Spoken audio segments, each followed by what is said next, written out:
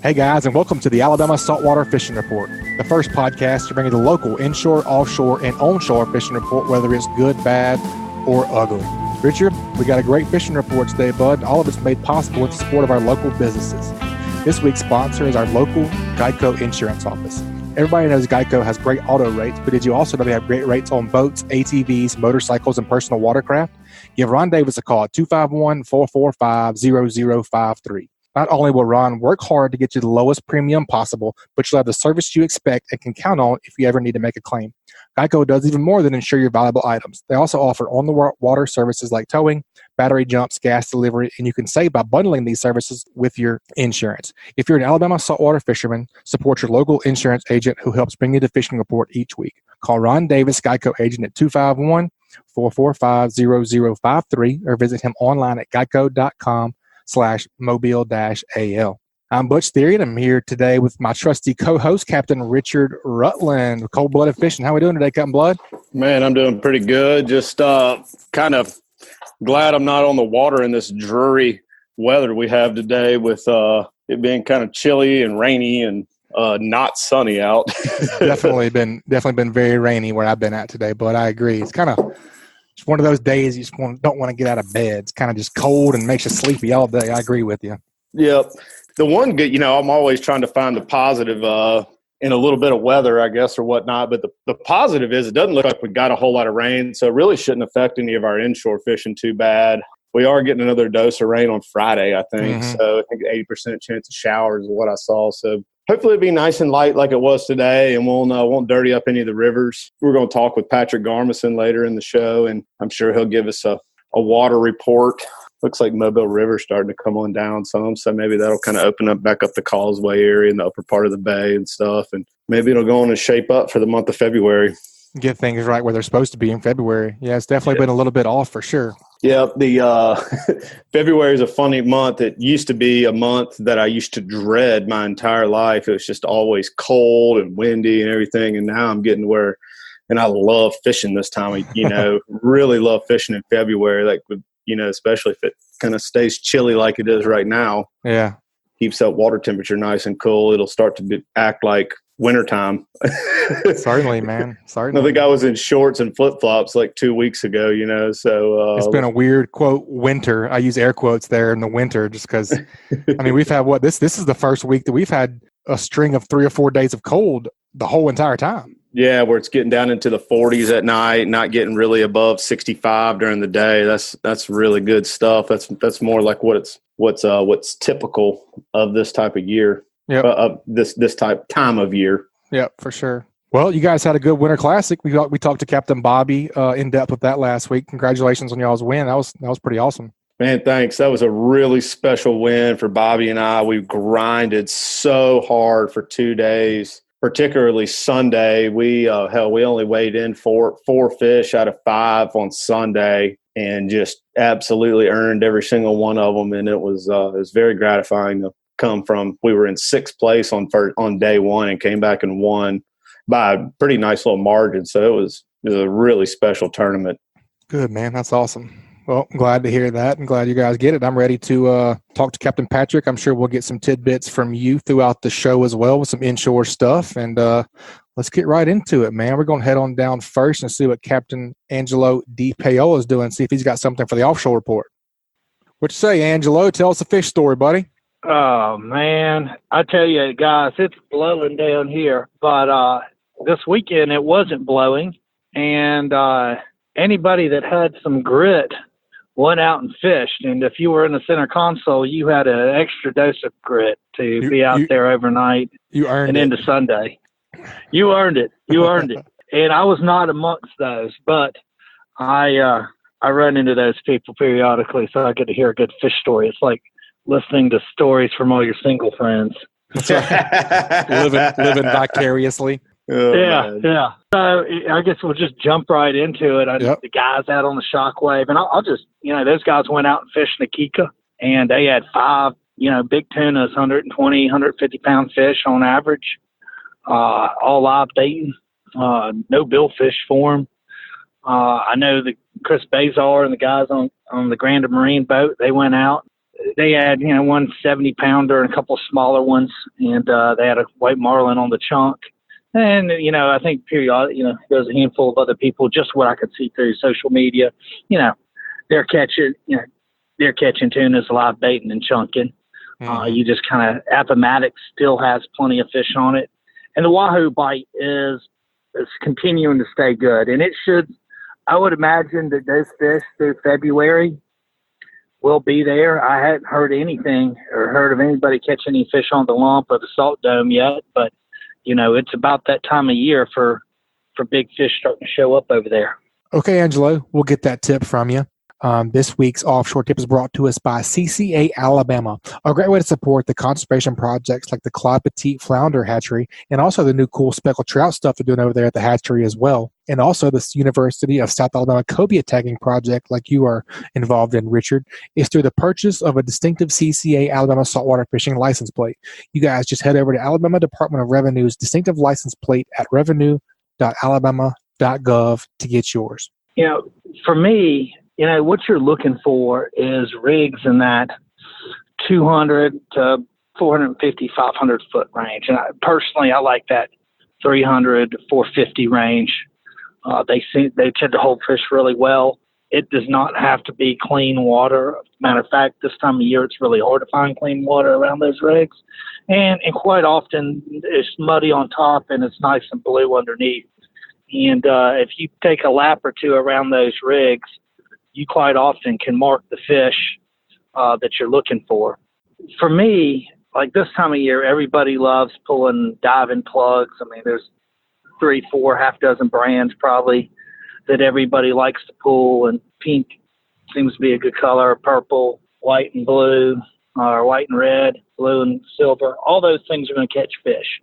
But what I'll tell you is if you really want to catch bigger fish, it's been my experience that you can fish, if you fish live baits, you're just going to get bigger fish. If you can get those smaller little blackfins and bonitas, those are killer, or big hardtails, and you fish them just like you would for king mackerel on a downrigger. And the other thing is, wahoo get finicky really quickly. Like you could mark a ton of fish on a rig. If it's been being fished hard that day, you may not get a bite on a diving plug, or you may need to give them a break for a couple hours. And that's actually a pretty good tip in and of itself. If you caught some fish and they turned off and you're still marking them, go somewhere else and fish and come back in a few hours. Chances are they'll turn back on, or switch from, lure fishing to live bait fishing. That quite often will work. And what's really funny about those fish is how they orient to the structure and how they're feeding. So if you're doing laps around that rig in a counterclockwise action and you're not getting any bites, but you're marking fish, go clockwise. Sometimes just the way you present the baits will change up whether or not they're eating or not. So, spend some time, catch you some live baits. You'll get bigger fish. You'll probably see a little bit more success. I like that. I like the live bait for wahoo tip. So whenever you're trying to figure out how deep you want down that live bait, are you using any sort of lead or anything? Well, I guess you said you're using a downrigger. So, well, you can use the lead on use a downrigger ball, or they have that little fish-shaped weight. Mm-hmm. And, downrigger counts it out. You quite often need to make a little bit of adjustment for scope. I mean, but those fish have eyeballs and they feel that vibration of that bait, especially when you first put a live bait down, they're wiggling really good. They'll come up and eat it. But, if you don't have a downrigger, one of the things you can do is, put you out 50, 75 foot of line and rubber band about a 24-ounce bank sinker. Rapala makes a little line counter. And actually, even if you do have a downrigger, that's a great way to fish the non-downrigger bait. That little weight will break away, and you can fish that a little bit further back and a little bit further up in the water column. So you can fish that with a bait on the downriggers, if downrigger, and then that could kind of be your center bait a little bit further back, but still down deep in the water column. That's good stuff. So you're basically just using your machine, kind of circling the rig, trying to find out where that giant conglomerate of bait bait is, and that's where you're going to put your bait down there, that deep? Yeah, that's where, I mean, you got to fish where the bait is. And look, you're not just looking for bait. You'll mark the fish a lot of times. I mean, the wahoo are, if you're on a rig that's got wahoo, there's quite often, more than one. And Numbers, I mean, I've seen, where it looked like we were marking 20 or 30 of them at a time. Yeah, Angelo, correct me if I'm wrong, but just when you're actually marking the fish on your machine, they usually almost look like they're streaking a little bit. They'll be spread out over about 30 or 40 feet of the water column, and will kind of look like marks kind of either cruising up or down is usually kind of what I think my experience with them is. Yeah, and you kind of see they kind of look like. Not a straight boomerang like when you mark a big tuna or a marlin, but like almost kind of a slight arch. Yeah, like not very much. Yeah, that's kind of that's what they'll look like. And the new machines with all the chirp and all that. I mean, it's kind of amazing because you'll instead of just marking big blobs like the older machines do, you'll mark out the individual fish. Yeah, that's what's really cool about that chirp stuff is you can go get around an area and you can say, you can look at it and you can just assume, okay, that's either, and hell, I'm sure some of the guys that live offshore, they could say, oh, that's cigar minnows right there. That's hardtails. That's amberjack. That's wahoo. That's king mackerel. I mean, I know when I get out around the ships and I'm looking for cobia or ling, I can tell right when I'm seeing bonita around my baits. I can tell when I see a ling down there. That's what's pretty amazing about the new stuff. It's awesome. Yeah. Talk about new stuff. We had Captain Chris Hood on a couple of weeks ago, and he was talking about that sonar stuff. You talk about being able to distinguish fish, what's what. That sonar stuff is gnarly. I would like to play with that someday. You have any experience with that, Angelo? I've fished with guys that have it, and you've got to know what you're doing. Yeah, that's what it sounds like. That is I know Fruno who puts that out there. They actually have classes on it. There's a guy over in Baja named Steve Lasley. He's been using it forever. And a handful of those guys have gone out and spent some time with him because, sometimes you think you marked a billfish and what you've marked is a sea turtle. And you sit there and fish for a sea turtle for 2 hours, and then he comes up and gets a breath of air, and you realize that you've kind of wasted time.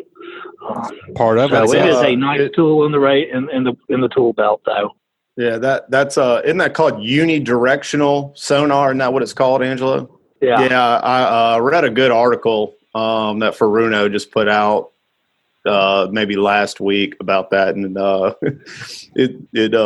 I consider myself to be a electronics guy, and man, a lot of that stuff was way over my head when I was reading it. I was like, golly, Yeah, I've had some friends of mine that fished with people that really knew what they were doing, and they could pick out. They were on the West Coast, and they could pick out the stripes from the blues, from a Mako. Oh, wow. The guy was just really good at it, but he'd been fishing off of commercial boats for over a decade, and then went to running. Started putting them on recreational boats. He probably had about 20 years using the equipment, so he just was really good at it. Yep, he had some screen time in order to figure it out. It makes sense for sure. Yeah, that's something I always hear folks say is, man, I when they're talking about especially in my world, the inshore world, talking about using side scan and down scan and whatnot. People have no idea. They have no idea what they're looking at or how to use it and whatnot. And something I always kind of preach to people, and I mean, it's definitely can be used in the offshore world, is going to be just paying attention to what you're doing when you're doing it. You know what I mean? I say that just about fishing in general. When you're fishing, you get a bite or have some success, you got to slow down and say, what was I doing? Why did that happen? That's right. And the same thing when you're kind of paying attention to your electronics and whatnot is, man, what was I looking at down there? What did that mark look like? Okay, those look like wahoo marks, and I caught a wahoo, so I need to store that in my memory bank. Yep. And golly, that can really go a long way. I think with just gaining experiences is just paying attention to what you're doing. Definitely. Oh yeah, and I'd say this: don't be afraid to try new things. I fish with a lot of people that don't fish it a whole lot, or just new into it. And it's amazing what you learn from them, because they're just but through accident tried something and it works. Yep. So you're out there and you're seeing fish. Don't be afraid to just throw a Hail Mary every once in a while. You never know what will happen. Right, especially if what you're trying is not working. Yeah, and I'll say this because we were talking about the live baiting. You know, one thing that I really like about it is when you're pulling a diving plug, you really kind of need a little bit heavier rod and everything, because that bait's pulling back really hard. And like typically these wahoo are, in that 30 to 60 pound range, which is a nice fish. But like really at the end of the day, a 50 wide or a 30 wide is just a really big outfit for that fish. And with the live bait, you can fish like a little 16 type reel with 30 and 40 pound line and light treble hooks, and you're rarely going to get in a situation where you're going to be outgunned, but you're going to have a lot more fun fighting those fish. For sure. Agreed. We had a friend that caught a 112 one time on a spinning reel. So, yeah. Man, I bet that was fun. It's a giant. Oh, yeah. That's a giant. Well, man, we appreciate the report, and we definitely appreciate that tip as well. As always, we appreciate you being on the show, man. We'll talk to you soon. All right, guys. Y'all have a good one. Thanks, Angelo. Bye, Angelo. All right, later. And we get a lot of questions about wahoo, man. So that's some pretty good stuff. It's very applicable for this time of year. I've been seeing some pictures of some studs being caught off the river over there off of Venice and stuff like that. So I think people will enjoy that. Great report, Angelo. We appreciate it. Golly, I always wish I had the means of a boat to go and do that on a more regular basis instead of just having to jump on with somebody. Because man, that kind of stuff just sounds like a lot of fun. This time of year, we can do it, man. We'll load a couple 50 wides and a couple trolling weights. It sounds like we can get them after on your boat. We can make it happen. I bet. Yeah, let's take the bay boat, man. That's right. Let's do it. I'm in. Where are we headed next, Chief? Man, we're going to go down to Gulf Shores, Alabama, and talk to the ultimate beach bum, Matthew Isbell. Ultimate beach bum. I call him the ultimate beach bum because he is totally a bum, but he's really, really, really good at catching these fish off the beach. So like, if he was like a real beach bum, he wouldn't even be fishing. You know what I mean? That's right. So that's why I call him the ultimate, man. What's up, Isbell? What's up, guys? Yeah, it's all about marketing yourself and really adapting to your brand and making that who you are. So that was right. important. But yeah, man, I don't shave, I don't shower, I just fish. So fish don't care. Fish don't care what you smell like. Yeah. They don't. Yeah. It might even help, I think. That's right. You might Matthew, I want to give you some props on that promoting yourself, your brand, man. You do a very, very, very good job with your YouTube channel and your social media networking and whatnot, man. You do a great job. That beach fishing is something I never thought would be like a thing we'd be talking about on a radio show or a podcast or whatever you want to say, man. And you have absolutely taken it to the next level, man. It's really, really cool. I want to commend you on that. Yeah. Well, thank you. Yeah. What really goes to its credit is just Alabama. Honestly, it's been, I guess, maybe somewhat of a secret. The surf fishing possibilities in the state are just really incredible for the amount of beach that we have. And it lends itself to being popular, but it wasn't talked about. It wasn't a big deal. And I wanted to share that, which I know is kind of a taboo in the fishing industry. You want to keep everything a secret, but I think in the day and age we live in, I think it's just better to get that word out and get people out fishing and get kids out fishing, and especially in the industry and the way that it is, and the society that we live in. I think it's important. So I wanted to share that, and I was excited about it. It's just like that good news you want to let people know about. So it just kind of lends itself to it. Believe it or not, how operating out of a boat and having a boat to go fishing out of all the time. There are days when I wake up in the morning and I don't want to pull the boat out and I don't want to load it all the way up and launch it. it go do the whole 9 yards, and I'll just go wade fishing by myself. And man, I would say just around the Dauphin Island area, I've got several places. I got about a dozen places I could drive my car to and go jump in the water and wade fish in a morning. And it's nothing to run down and fish for half an hour, a hour or two, something like that. And then it's a small commitment. Oh yeah, for sure. Mm-hmm. Yeah. Access. Yeah. It just opens it up to more people. Just like that. No boat, no kayak, which those things are expensive.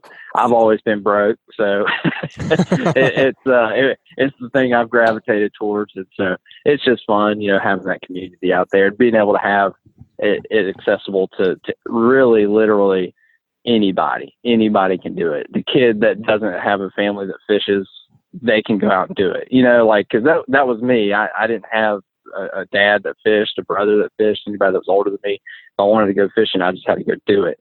And, anybody can go out and get on the beach and fish. So just what I wanted to share. But fortunately, we've had some good fishing. Yeah. So it's January 29th. So tell us what's been going on, man. Yeah. It's been typical in the sense of what species we're catching. Like throughout the winter months, I always tell people your best targets from the beach are going to be your whiting and black drum. Those are the two rock stars throughout the winter. Even though winter stinks, typically those are the targets that you're going to go for. But this January has been really good. We haven't had those periods of time where you've got 3, 4, 5 days of just nothing. That was mainly in December. That was when we were dealing with that. But this January, it's been very consistent and consistently pretty good with the size of the whiting that we're catching, which is what you want to see in the wintertime. That's when you can expect to have those days where you're averaging those 12 to 14 inch whiting, which are exceptional. Those are great size whiting. I take people fishing on trips and we're catching those and they're having a great time. It's a lot of fun. And I'm always getting so excited. And even though, 12 to 14 inch fish isn't like a monster fish, but I'm getting real excited that we're catching all these. I try to tell people, I'm like, it's hard for me to get you to appreciate how awesome it is when we can come out and just catch 15 to 20 of these 12 to 14 inch whiting. Whereas in the summer and fall, if you catch a 12 inch whiting, like that's we're catching mostly those dinkers if they're around even. So it's just nice to see. And most days we can hook into 1 to 3 big black drum while we're catching those whiting. So really lends itself to some pretty stellar days. We can put a bunch of fish in the cooler. We can catch a couple of big fish, and it's just been consistently that way. So really nice to see. And I think it probably has a lot to do just keeping these temperatures up, I guess.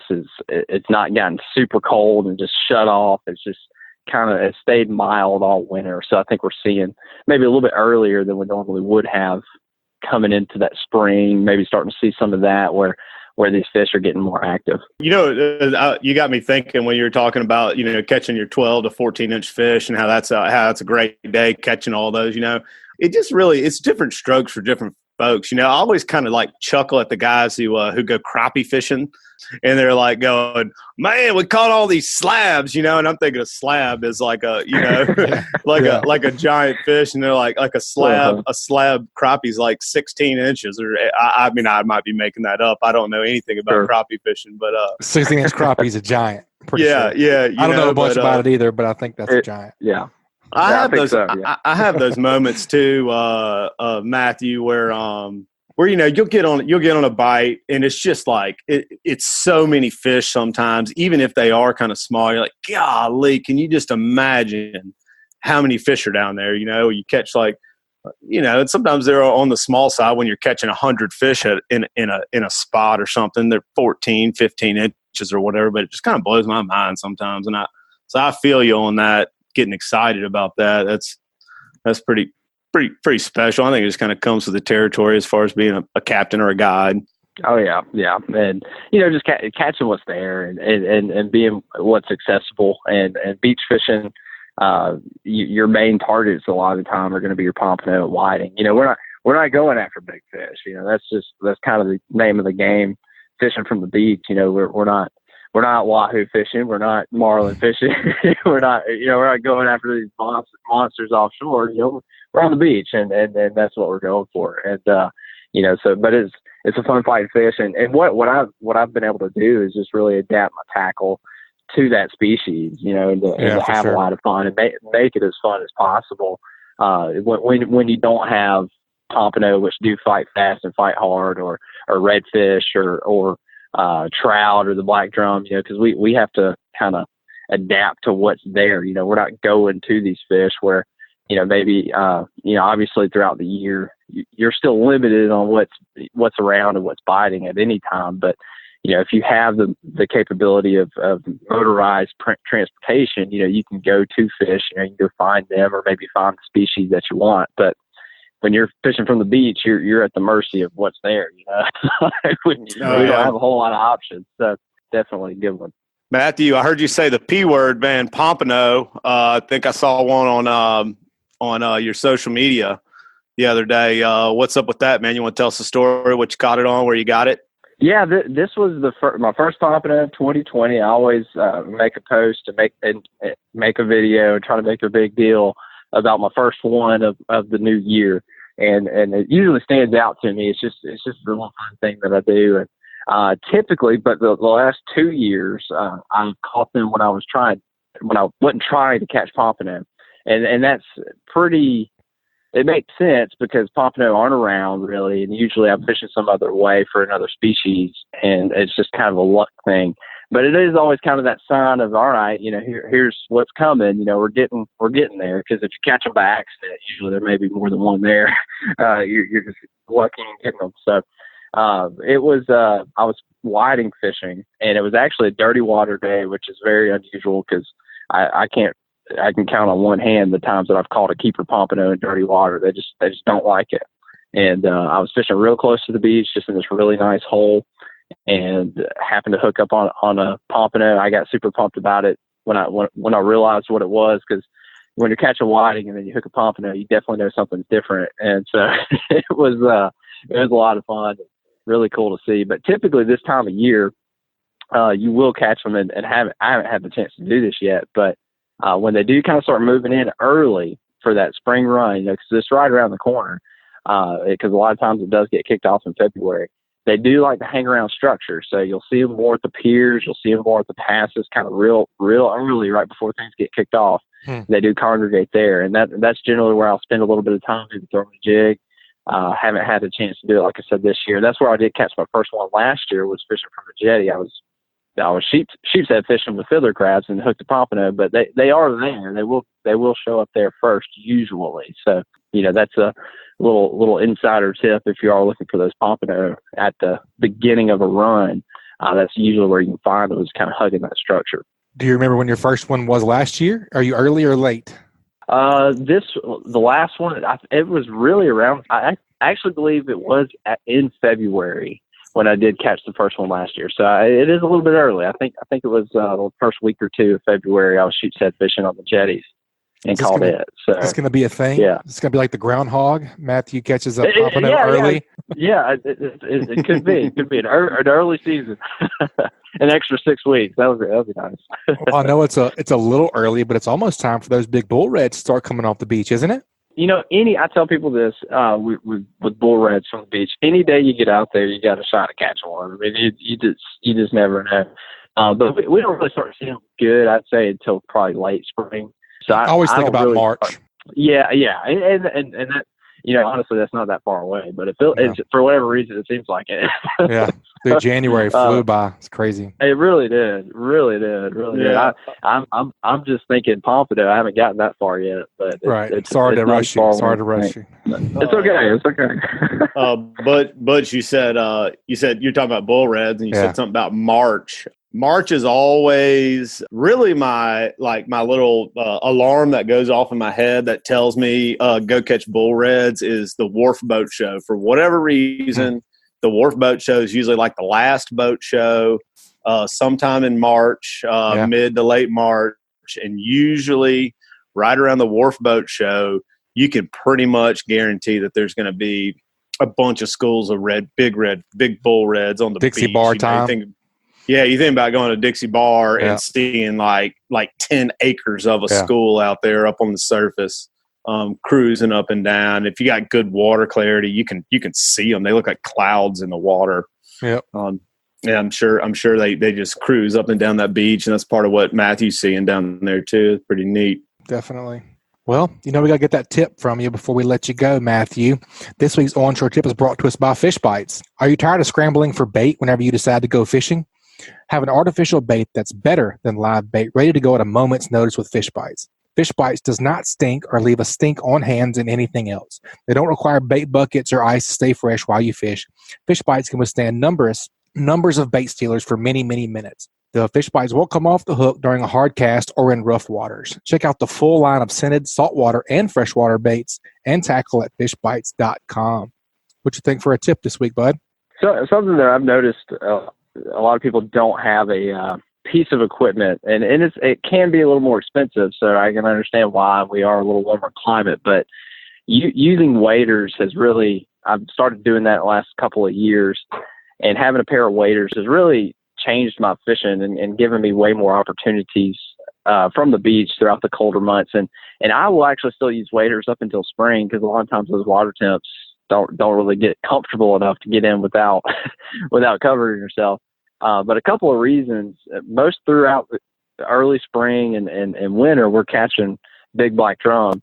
And just to get a proper release on them, it is good to get in that water. And there were so many times before I got waders that I would be out there in my pants, and I'd have to take my shoes off and try to roll my pants up and get in the water. And I'd end up getting wet. They're freezing cold. So, and I may not get in as far as I need to release those fish. So it's good for the fish if you can still get in that water and not be afraid of it and get cold, to release the big drum or big redfish that you may catch. And also the bait selection throughout the winter, one of the best baits you can get is ghost shrimp, and they are accessible, usually more accessible throughout the winter months. And so being able to get in the water and pump for them is going to up your game, especially on those slow bite days.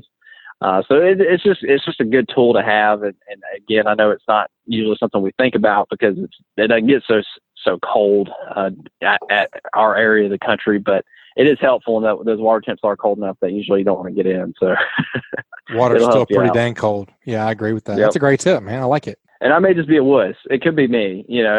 People may be tougher and don't mind getting in the water, but then those people don't need waders, because I do. I tell you that. Well, Matthew, you're a lot smarter than most, in my opinion.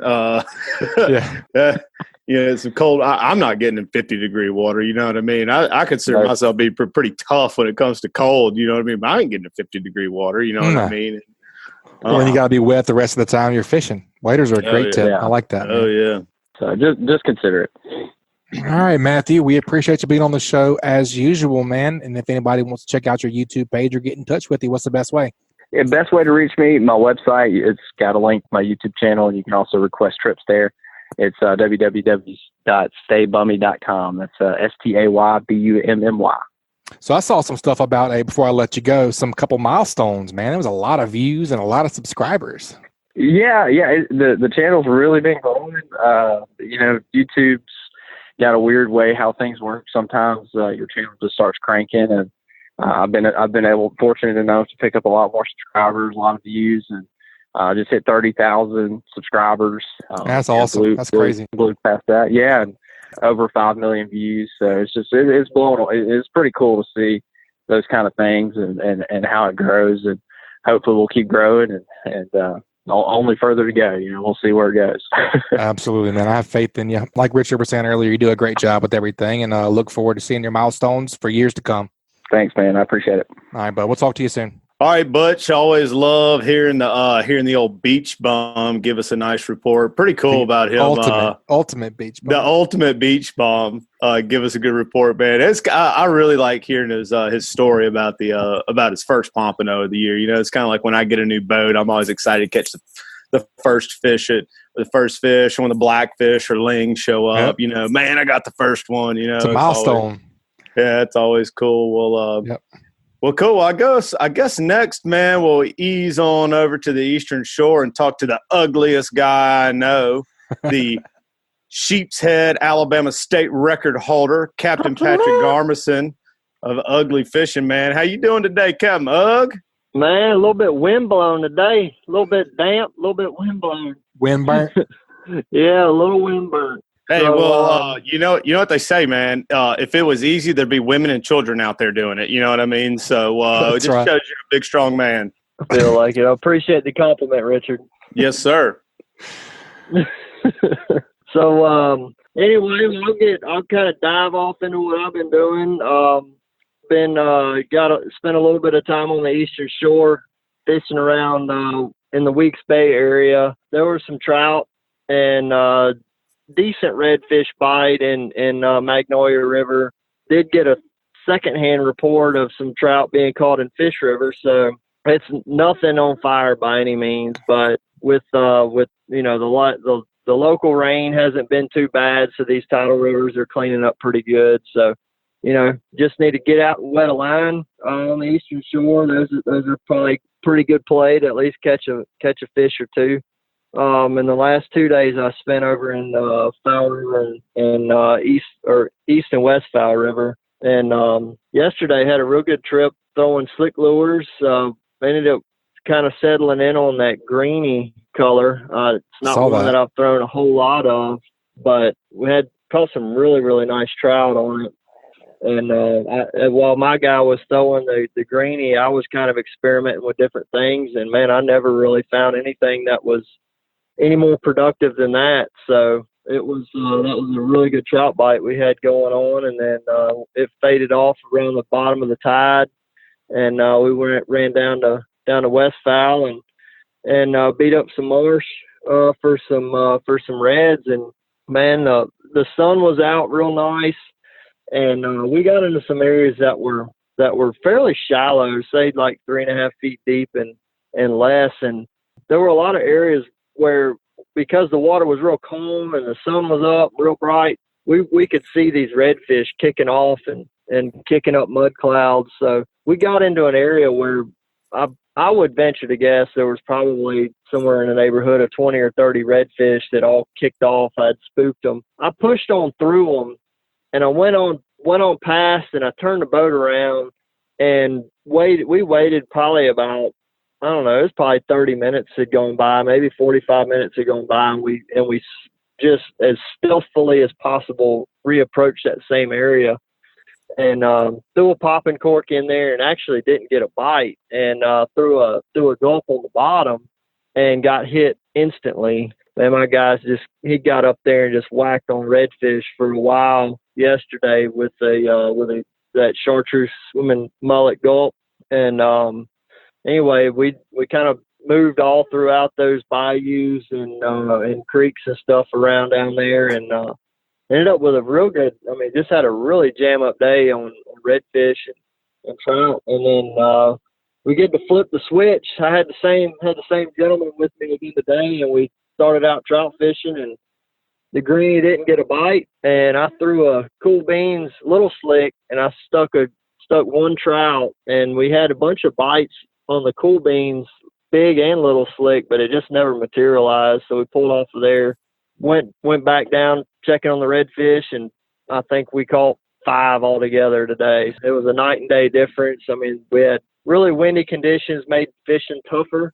Still was able to find some clear water that we were able to fish, but even not having great visibility, we didn't see as near as many mud clouds kicked up. So the fish that we were on completely vacated a lot of those areas. So we spent a lot of time trying to hunt some fish down and just wasn't able to dial back in on them. So we got to see the feast and the famine, man. We had a real good trip all the way, a real lackluster one, but it was fun nonetheless. Yeah, you mentioned throwing the greeny slick lure up in Foul River. I hear there's still quite the snake outbreak in Foul River, so not that it's going to benefit me personally or anything, but you guys throwing like the snake outbreak. Yeah, but it's probably still going on. I would think so. You guys throwing those slicks up against the bank? Are you throwing on points? Are you trying to fish a little bit deeper water? Man, he caught a lot of his fish up close to shore, but most of them were. It seemed like where the bottom was going from like 3 and then dropping down to like 8 feet. he was really slowly crawling that thing on the bottom for his best results. Like I said, I was throwing a little bit of everything, crawling the bottom with some little slicks and stuff, and I was getting some bites and catching some fish that way. So everything seemed to be really, really tight to the bottom yesterday, and then again today, the only bites we had were on the bottom. So I don't know if it's that way throughout the entire river system, but at least the fish that we were on there, that was the case. And I don't know if you saw that picture I put on Instagram yesterday with that school of trout that came by. I mean, it was definitely the trout because we were not catching anything. That school came underneath the boat and shortly thereafter started catching some fish. And I did see that. It's not like you can just ride around in Fowl River and just say, "Oh, look, there's trout, we can catch them." But Right. in that particular instance, it was pretty cool that I was able to see that on the screen and then catch fish just moments after that came through. Well, we were just talking about reading your equipment and finding fish with Angelo just now. So it's funny you say that.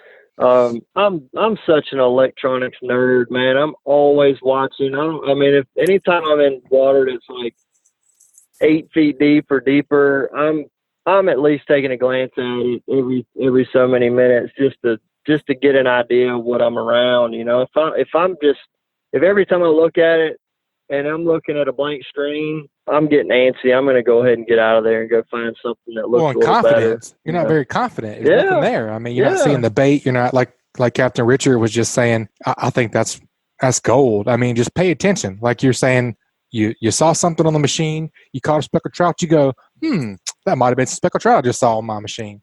Yeah, they definitely look different than a school of mullets swimming through. Yeah. Well, one thing I was I haven't fished a whole lot here in the past probably 2 weeks since your tournament. But times I have been fishing, we've had such a cool off since then, with water temperatures going from almost hitting 70 degrees in some places being into the lower 50s. The 2 times that I have been, it seems like we're kind of in that almost maybe in that period a little bit with some of these schools of fish where they kind of have that lethargic attitude where they're not really winter. Yeah. Well, they're real soft bites. They're not almost, sometimes a couple of schools of fish I've been around, it's like you'll get 10 bites and out of 10 bites, you'll only stick 2 fish, and it's just because they're kind of like soft, just real soft and just and rubbing it. A little rub. And then when you pull the fish up, they're real barely cold. Hooked. Yeah, barely hooked, real cold, and sometimes you can see a little bit of that little redness on their belly where they're hugging that warmth of the bottom. And that's usually what I do is go to something. Even if I'm fishing in shallow water, I like to go to something where I'm making contact with the bottom, and I'm not throwing a slick lure or a top water or something like that of that nature where it's in the upper water column. Those fish are in the bottom water column right now. And I've seen that. You were in East Fowl. I saw that in Dog River the other day. So 2 different times. So I think that might be a little bit of a lead telltale. Folks. Yeah. Yeah. Well, just lead folks in the right direction as far as like lure selection when you go. Well, just like with the redfish, how many times can you count that you've gone red fishing and with a popping cork and wasn't able to get them to bite? Yeah. In 2 or 3 feet of water, and we drag a gulp on the bottom where it's constantly just hitting those oyster shells and stuff on the bottom, and all of a sudden they're annihilating it. So they were hungry, they were ready to feed, but they were not interested in looking up at all for a bait. Maybe I could have put a lot longer leader on my popping cork and been able to do something, but it was not being effective, and that gulp was, and it was just that it was fully in contact with the bottom, and so I agree. You definitely have to take this time of the year and slow down, and if you're seeing that sign that those fish seem to be on the bottom, I would switch your entire game plan up and put everything on the bottom. Yeah, that reminds me of a question I thought about whenever you were giving your report. You're talking about over on the eastern shore. on the east side of the bay. You were fishing some, had some good luck. Were those fish kind of almost the same pattern as east fowl, where you were fishing, deeper drop-offs on the bottom, or was that more of a structure, or was anything different over there? Yeah, most everything was on or very near the bottom. That's good. A little consistency at least.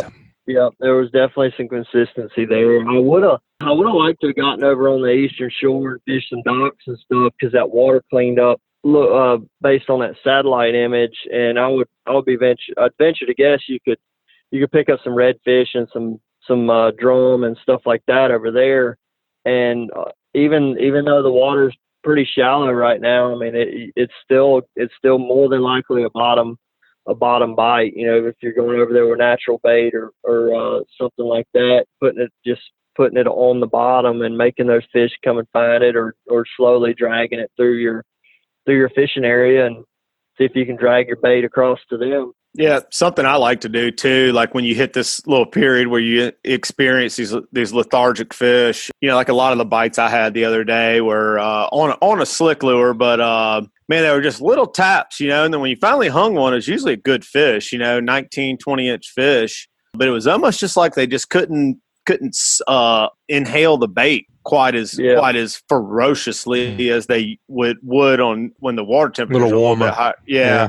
And they're cold-blooded fish, their metabolisms come up and down with the water temperature from time to time, especially right now. And something I'll do is, when you notice that they're on the bottom, I like to lighten up my jig head a little bit. I generally pretty much throw a 3/8 jig head when I'm throwing a grub, and I'll lighten it up to a 1/4 ounce sometimes. And that really seems to go a long way, just to lighten everything up some. Maybe it's not as much of a chore for that fish to inhale that smaller bait. That's right. Well, it's less weight, less plastic, whatever, downsize, and that seems to go a long way on some of those kind of days. Yep.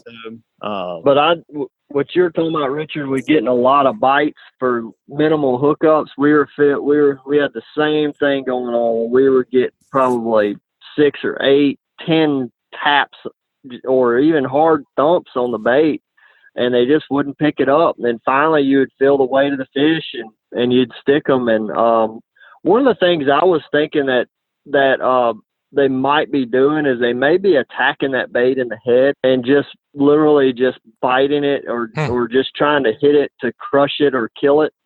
Because I've seen them do that. I've seen trout do that even in the summertime with pogies, where you have a pogie out there swimming and that thing starts getting real antsy, and a trout come up there and just nail it, but bite it right in the head and spit it right back out and just swim on. Kill shot maybe. And just do a kill shot and they're gone. And like they had no intent to eat it, but for some reason it triggered them to bite. But they just went up there and smacked it in the head to kill it and just swim off. We've talked about it before. Speckled trout are vicious animals. Oh yeah, they are savages. Savages. Sounds like you, Patrick. That's right. Oh yeah, right. Well, man, it's a good report. I think things are, like we said, winter, air quotes again. Things are kind of, I don't think it's supposed to stay super cold forever as far as the forecast goes, but maybe they'll start to even out here. I hope this rain doesn't mess them up too much. Yeah, well, and maybe Patrick can expand on this. Whenever I see these fish get like this a little bit, where they go in this lethargic mode where they're hugging the bottom and not chewing quite as well, it usually after a couple of days, a cool off, the fish almost acclimate and then start acting right again, So, Patrick, do you ever experience that where you'll see this kind of like this little pattern we're in, and then after 3, 4, 5 days kind of sets in of that cooler water temperature, they'll almost adjust and then start feeding. Yeah, feeding a little differently. Definitely. Even in deep water, I see that happen where you may be catching fish okay, and then a front comes through, and then it gets kind of crappy, and then like 2 or 3 days after, it levels back out. Maybe the water starts warming up real slowly, and then then you stumble on that bite where you were maybe catching, you might have only been catching 6 or 8 in a day. All of a sudden, you're able to catch 15 or 18, maybe 30 fish in a day, and but it's there. The windows are a lot smaller. I mean, you'll get that 1 or 2 days where it's really good, and you're right. It's usually it seems like it's that they've got acclimated to the new environment, and then and then next thing you know, you got another cold front coming through and screw it all up Changes again. up again. I said that. I kind of think about it too, man. It's like when we have a real good cold front, you go first get out in the cold. Just us living in our own environment. You go get out in the cold, man. You can't text message quite It's a as shock. well. You're shocked. You can't. But think about it though. Once you're out there in it for a little while, you acclimate and everything kind of starts working right again. I think that's just what's going on with them a little bit, man. But heck, I'd rather be fishing this pattern than the 70-degree water pattern in January and February that we had like 2 weeks ago, right before your tournament there, Patrick. Yeah, all of the above makes things challenging in January. Oh yeah, I said that the past couple of weeks. We were talking about things changing and then changing so rapidly. The fish don't have time to acclimate to the hot weather for a couple of days, cold weather for a couple of days, and they just can't get on the same page. It's tough. Yep. Hey, yep. Butch, what we got for Hey Cap question today, man? Yeah, man. The Hey Cap Captain Patrick, you have the Hey Cap question this week. We picked out one especially for you. This week's Hey Cap sponsor is Daycool Heating and Air. As the saying goes, if you don't like the weather in South Alabama, wait 10 minutes because it's going to change, as we were just talking about. We all know that to be very, very true around here. But one of the things that's very predictable is the pricing at Daycool Heating and Air. They offer flat rate pricing, and they don't charge for after-hours calls. Let's face it, your HVAC always seems to act up when you need it the most. Don't get stuck between a rock and a hot place or a cold place. Daycool offers flat $45 service calls, $59 tune-ups, and they offer free estimates on equipment replacement. The pros at Daycool have been serving Mobile and Baldwin counties for over a decade. Contact them at 251-633-5121 or check them out online at www.daycoolair.com or on the Daycool Heating and Air mobile app. License number AL07028. Who gave us the Hey Cap question this week, Captain Richard? Looks like Justin Chappelle. He says, "Hey Cap, a lot of us fish when we can, as in going when the conditions aren't ideal isn't an option. As a professional charter captain, I'm sure you have to do the same, fish in non-ideal conditions." Amen, right? As the weather and the increased rainfall up north has caused some extremely muddy water in the bay lately, how do you adjust your approach and plan when forced to fish in muddy water on windy days? That's a good question. A lot of aspects. Yep, and it's very timely for our entire conversation we've just had. I mean, it really goes into fishing the conditions. We talk about it a lot. We talk about utilizing satellite imagery, talk about utilizing these tide graphs to see where your water levels are, your river levels, all of these things. We've got too much technology and too much information out there not to utilize it. So the best thing to do is if you're just getting out and you're only having the one day of the week to get out and you've got, say, for instance, an east wind blowing at 20 miles an hour, well, look at your options as where that east wind is going to give you a leeward bank. And that's going to be pretty much the entire eastern shore. And then a lot of your tidal rivers aren't affected by a high wind. So you're going to have certain areas of a tidal river, say like Dog River, there might be some areas of an east wind where it's just too much. But there's a lot of bends in the river that give you some, you get you some relief from that wind and be able to present your baits right. So the thing is take those conditions, do what you can to find the cleanest water you can, and do what you can in those areas. Target the right fish. If you're in if you want to get down in the Mississippi Sound and you're fishing marsh, more than likely you're going to be targeting redfish. So be planned to target redfish in those areas. If you're going to the tidal rivers, you've got redfish options as well, but a lot of us are targeting trout in those areas. So kind of go with a trout fishing mindset and put yourself in a good position to be able to present your baits right. And I mean, that's what I'm going to do. When I have a customer call me and say, "Hey, I'm going to go fishing tomorrow," I'm going to look at the best information I can get, and it's going to be the most up-to-date satellite image to see where some clean water is. We know about what our rain total was today, so we know that the tidal rivers are going to be nice and clean and shouldn't be an issue. And then we should know that whatever you're going to target, have a plan for that. Something you hit on that you said right off the bat was being a conditions fisherman. Yep. And you started talking about that east wind and creating a lee over on the eastern shore, and then like a place like Dog River where there are plenty of lees for an east wind. The other thing I think about too with stuff like that is like we're about to go into a nip tide through the weekend where you don't have a ton of water movement, and wind direction, believe it or not, can rise it can rise the water level. Yeah. It can rise the water level 2 feet, and it can create some better conditions in certain rivers more so than others, So that's something I just kind of, I guess, maybe wanted to add in there, was to think about things like that as well.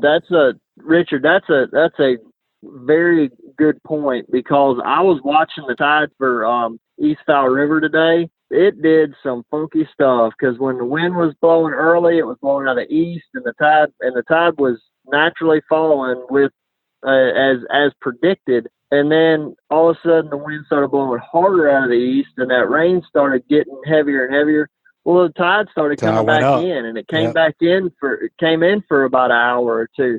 And then the wind let up a little bit. Then it started falling again. And then it started coming. I mean, it changed. The tide level changed like 5 times today, and 90% of it was due to the wind. So that's a good point, Richard. I know we talked about it a good bit on here before, but that's where that interactive, I forget the exact website, I have it saved on my browser, but that you guys talk about all the time, that NOAA. You know what I mean? Not just the prediction or not just the app. I think it's the tidesandcurrents.noaa.gov where you can see what's happening in real time. That's where that comes into play a lot.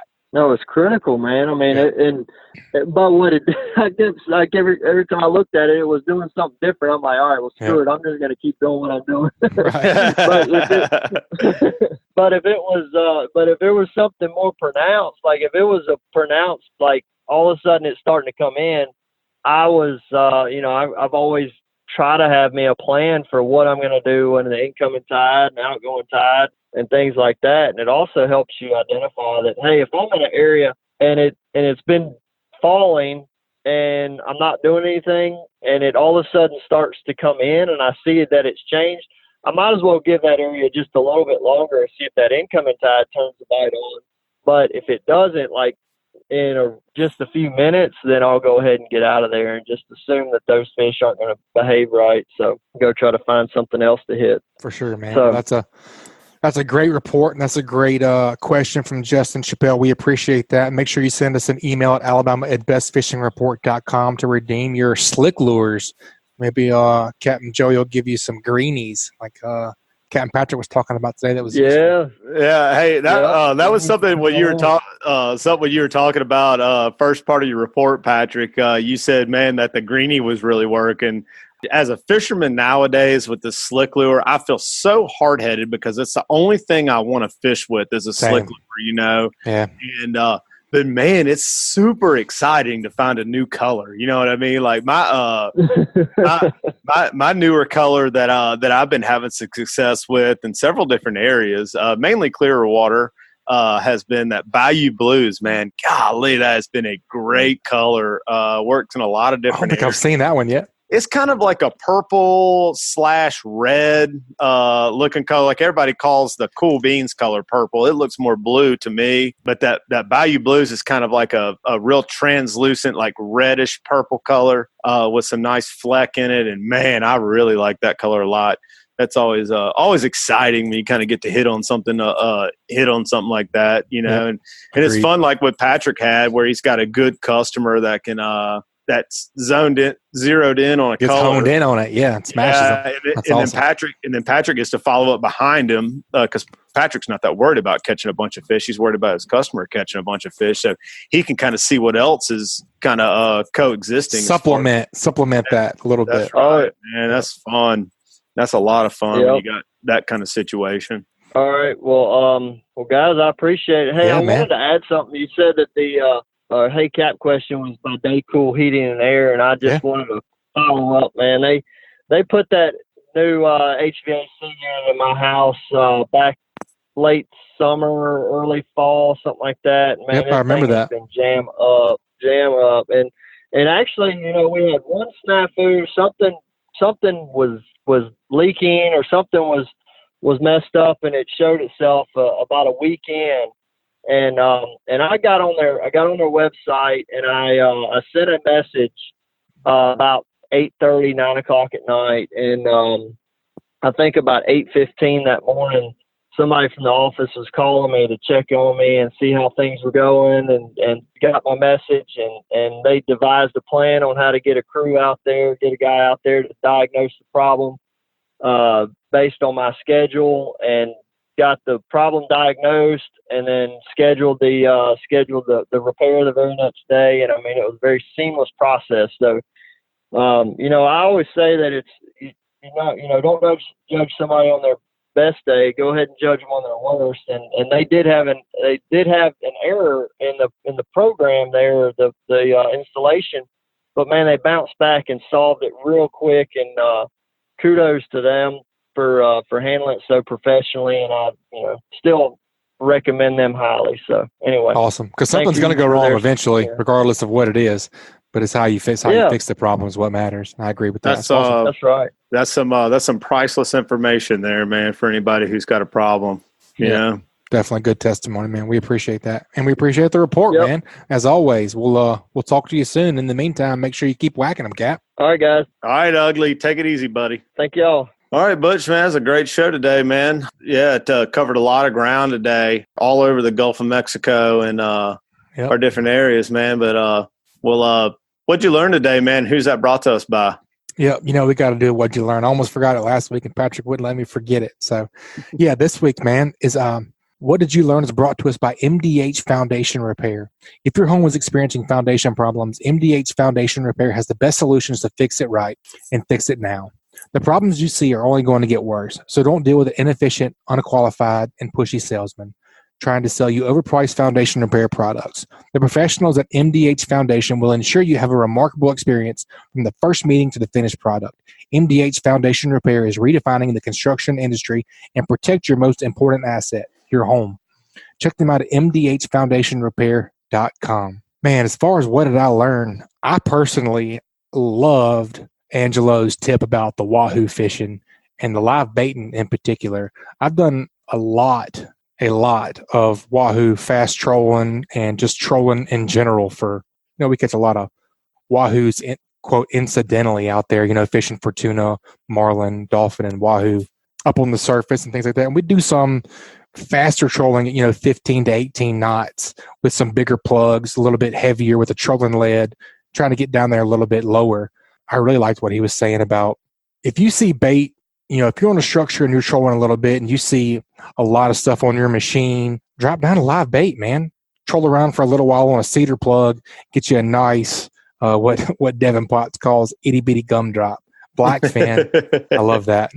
A nice black fin and bridle it up, or man, you can just hook that thing through the lips and just get it down there to where those marks are that you guys were talking about earlier on your machine, and get it down there a little bit. I thought it was really cool what he was saying about the breakaway weight. On his leader, he's rubber banding a pound or pound and a half.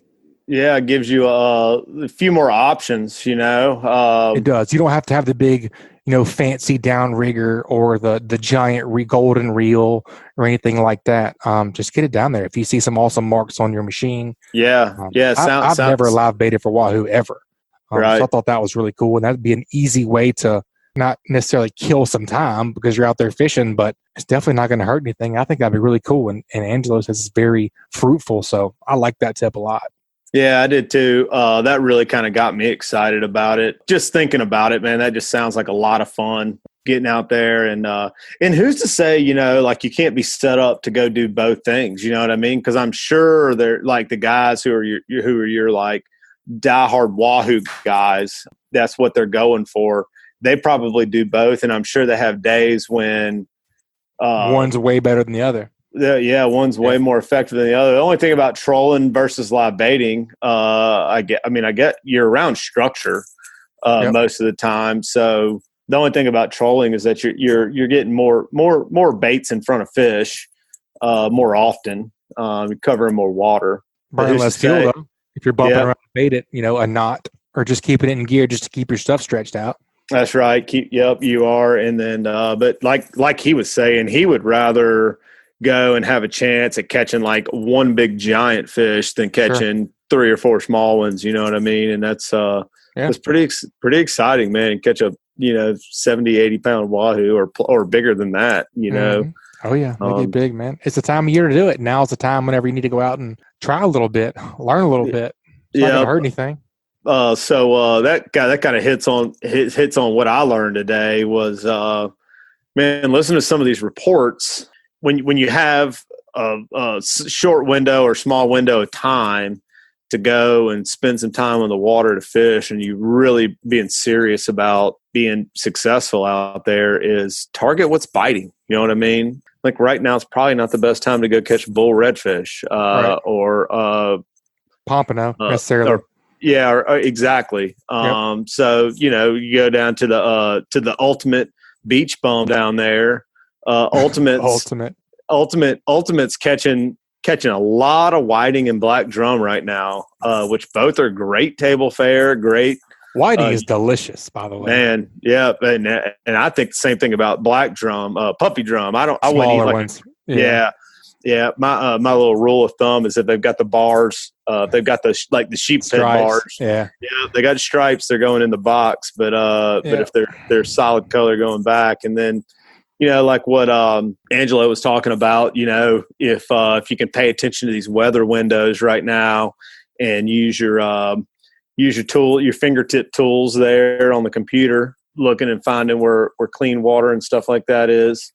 Man, you can be real effective offshore. Sounds like the tuna bite is really starting to come around. Yep.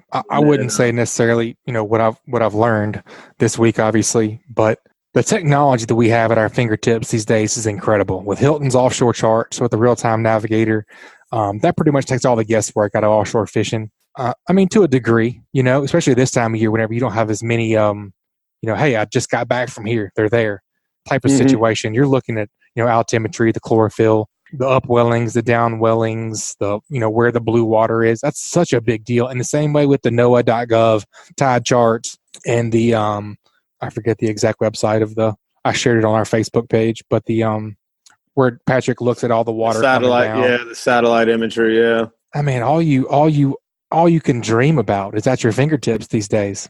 Takes a lot of the guesswork out, man. It's even wilder is that it's only going to keep getting better. You know what I mean? Which is kind of scary, really.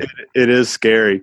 I mean, I can remember being on my dad's wheelhouse when I was, 4 or 5 years old, sitting up on top of a bottom machine that you had a big rubber thing. You had to look around you had to look at your, what was it called?